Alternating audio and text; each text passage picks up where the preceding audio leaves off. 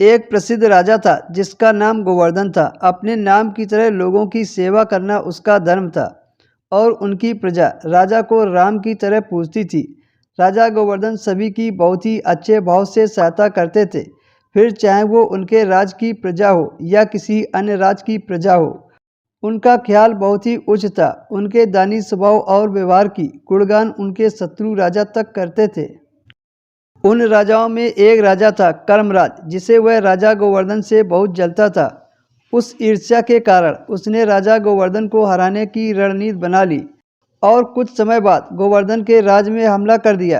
कर्मराज ने छल से युद्ध जीत लिया और गोवर्धन को जंगल जाना पड़ा।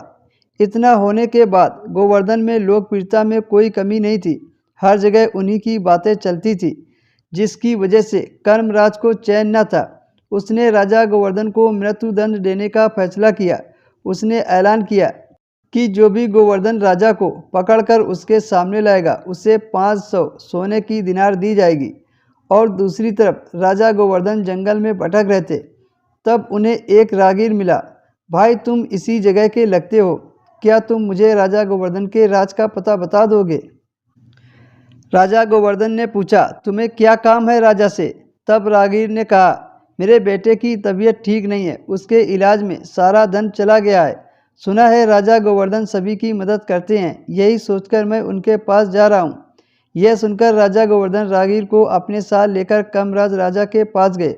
उन्हें देखकर दरबार के सभी लोग अचंभित थे। राजा गोवर्धन ने कहा, हे राजन, आपने मुझे खोजने वाले को 500 दिनार देने का वादा किया था।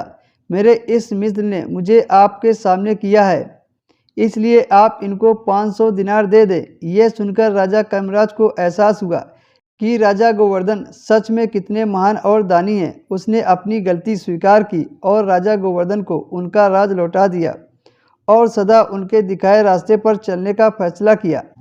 दोस्तों, इसी को कहते हैं कर भला तो हो भला। एक तरफ कर्मराज राजा गोवर्धन को मारना चाहता था और अंत में राजा गोवर्धन की करनी देखकर वो लज्जित हुआ और उन्हें उनका राज लौटा दिया और खुद को उनके जैसा बनाने की कोशिश करने लगा।